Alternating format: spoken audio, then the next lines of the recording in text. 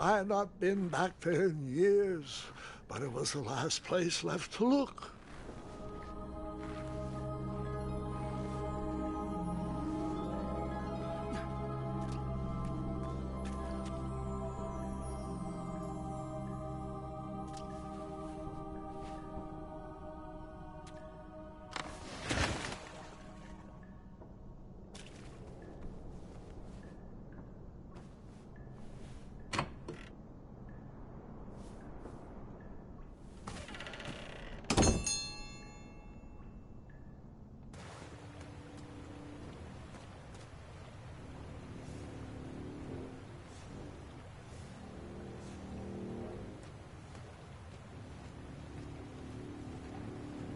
It was not exactly as I remembered it, but it wasn't all that different either.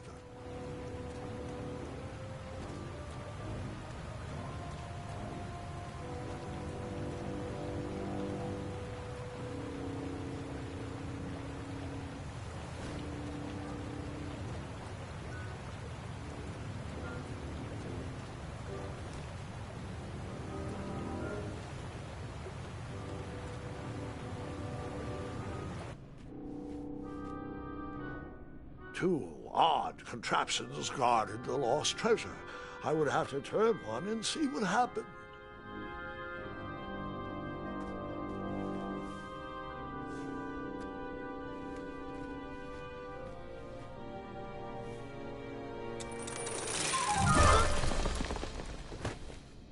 And that's what would have happened if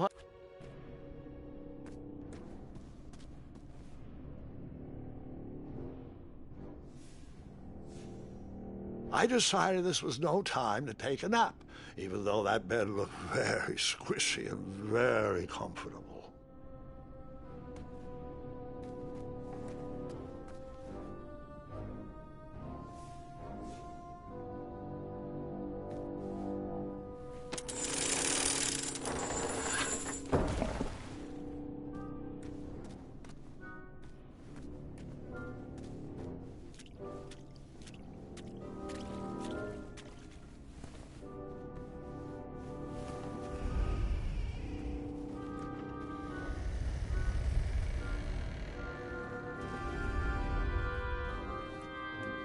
Buckets, barrels, butter churns, and beds were jammed into every nook and cranny of that cave.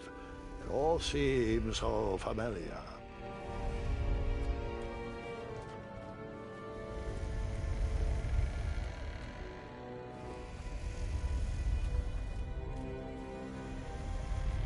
Even though the bed was very comfortable, this was no time to hide under the covers.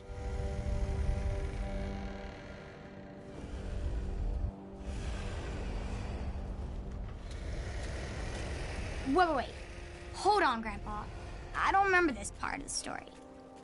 Beds hanging from stalactites? We'll get there, Gwendolyn. Don't worry. No detail in this story will be overlooked. Now, where was I? Ah, yes. As I treaded through the river of rumbling trundles, I feared I knew the source of that deafening wind.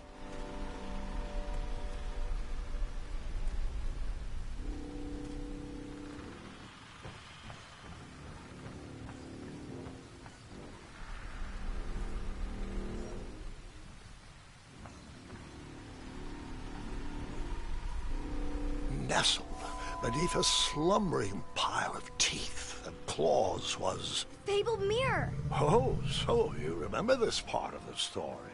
Well, dragons are my favorite. Do you want to tell this part? Yes. King Edward sent me, the greatest knight in all of Daventry, on a quest to return his stolen mirror. A gigantic, hulking beast of a dragon was the last thing in my way to... My way to add a shinier hat to my collection.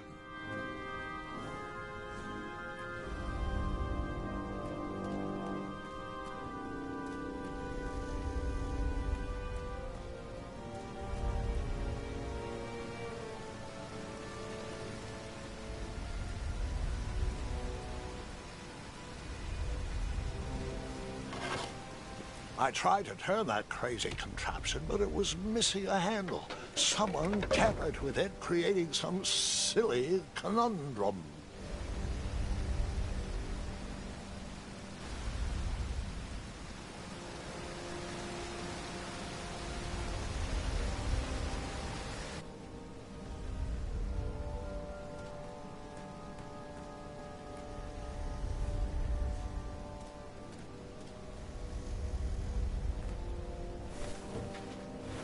As I was saying, this was no time to take a nap.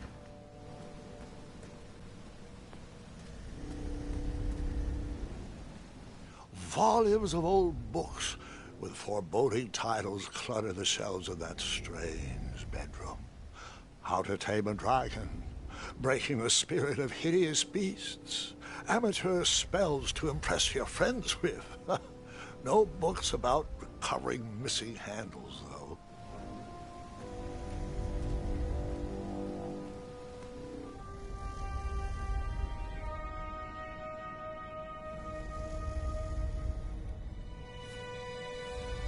So, the missing handle was booby-trapped? What did you do? Well, I used my cleverness to outsmart the trap.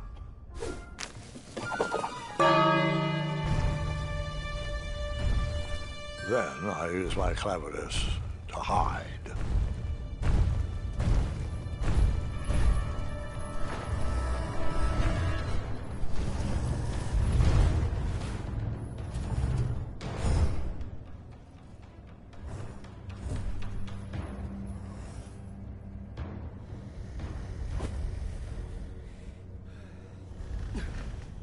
Luckily, that half-blinded beast never noticed me in bed. A dragon's eye must be really hard to pierce with an arrow. At archery lessons, I can barely hit a hay bale. It is indeed a feat only for skilled archers.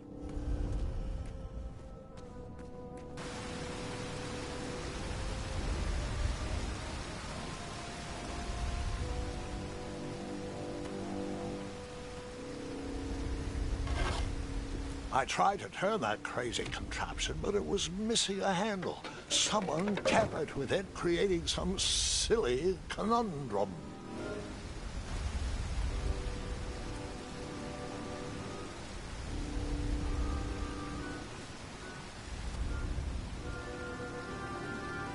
What did you use to fix the broken switch?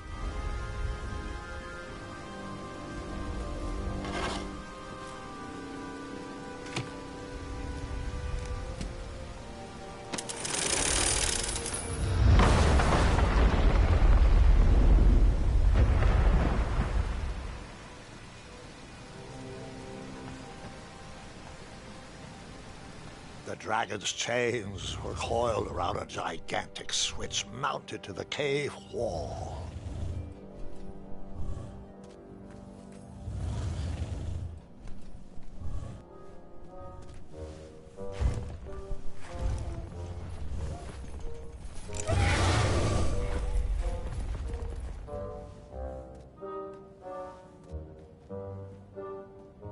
After he briefly basked in the sun, the narcoleptic dragon went back to snoring. I probably sleep all day too, if Amira was my only friend.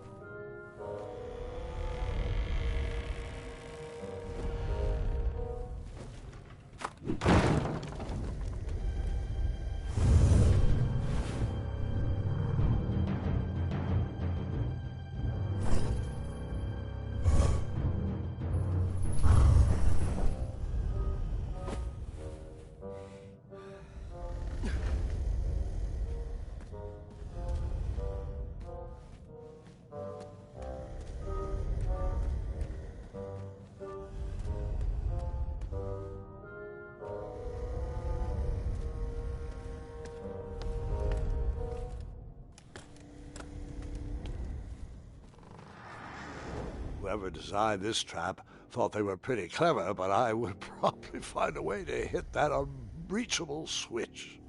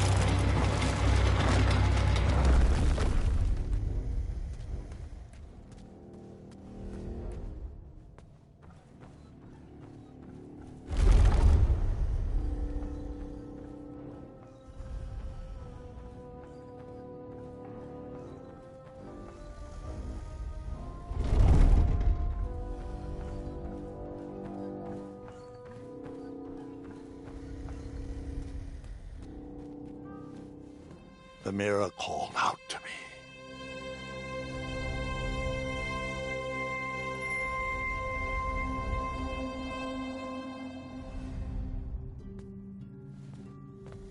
A ridiculous feeding contraption was cobbled together to keep the beast and probably its owner alive.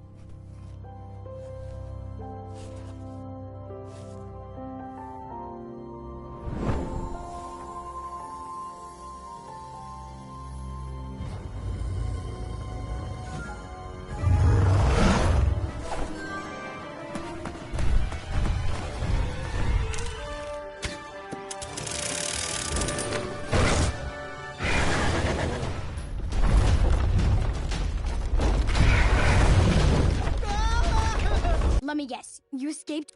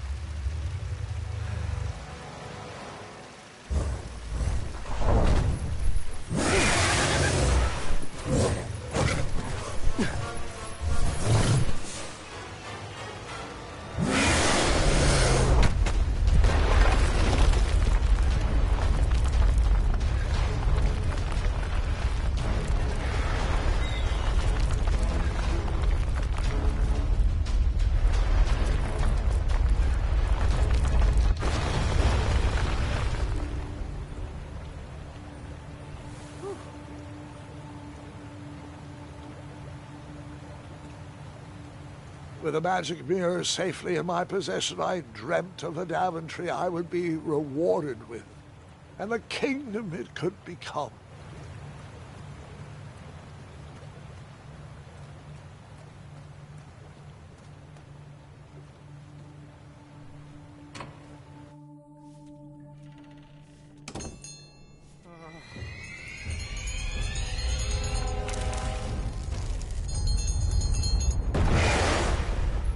In that split second, I had three choices in front of me.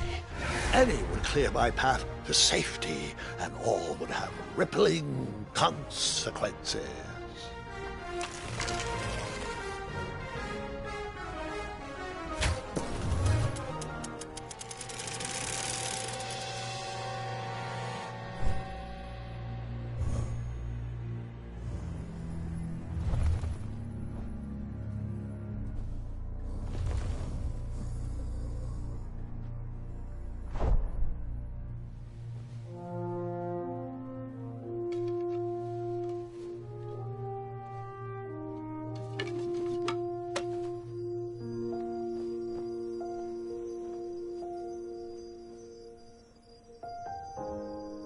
My hands were shaking and my arms could barely grip the rope, but with the last of my strength, I climbed out of the well and headed back to the castle. Ever since the magic mirror returned, its reflections have warned the kingdom of danger, kept our family safe, and it has exposed many troublesome crumbs tangled in my beard. Yeah. King Edward was so proud that you returned his lost treasure that he made you king. Everyone knows that part. Now, can we get back to that dragon? Gwendolyn, there is so much more to my stories than dragons. I hope this old cap will be remembered for far more than the action tattered across its brim, sewn into the seams of many hidden adventures. All right, let's get back to the dragon. Tell me everything. Like, why did you set the dragon free even though he was trying to eat you?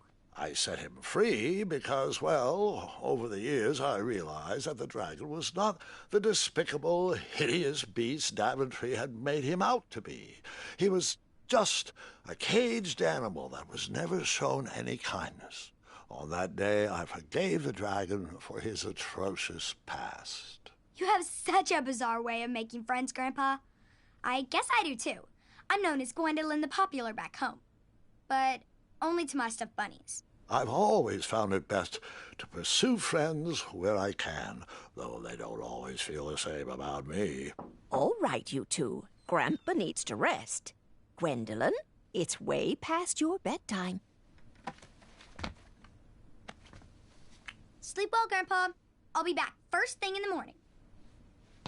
I don't need rest. I'm as spry as I've ever been, though I wouldn't mind a slice of magic fruit.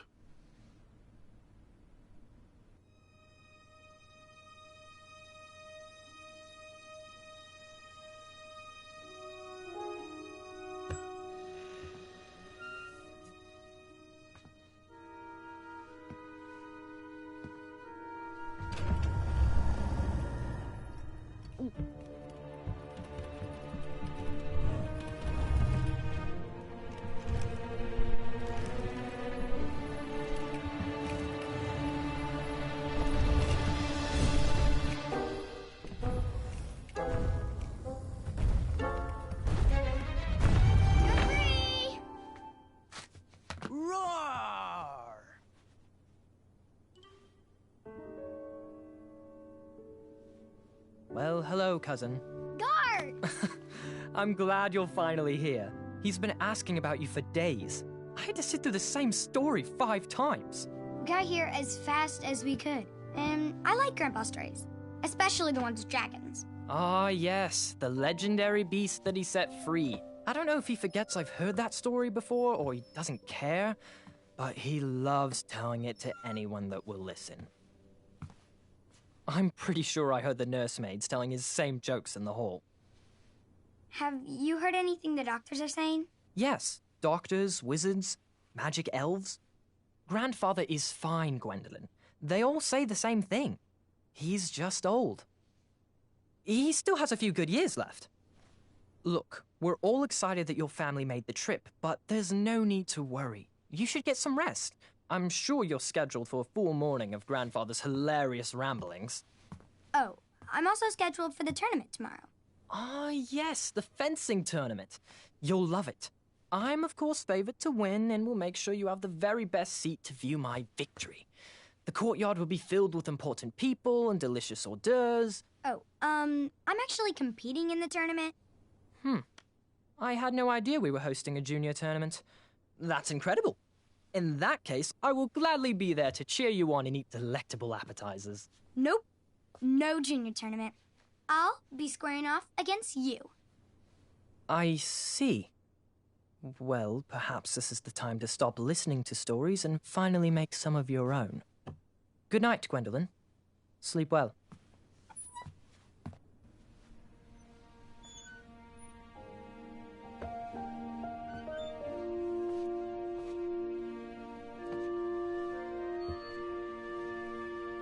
Come in, Gwendolyn. You can set those on the nightstand. Grandma said to take 3 spoonfuls of each. I'll get to those. No need to fuss over me. Now, let's talk about far more important issues, like that fencing tournament. I hear you're competing. Well, I signed up, but I'm not so sure anymore. Nonsense. If it's Scott you're worried about, he's no bother. After all, I only learned that you entered after he complained about it all morning. Threatened, I'm guessing. There are many ways to win a duel. I, for one, have always been fond of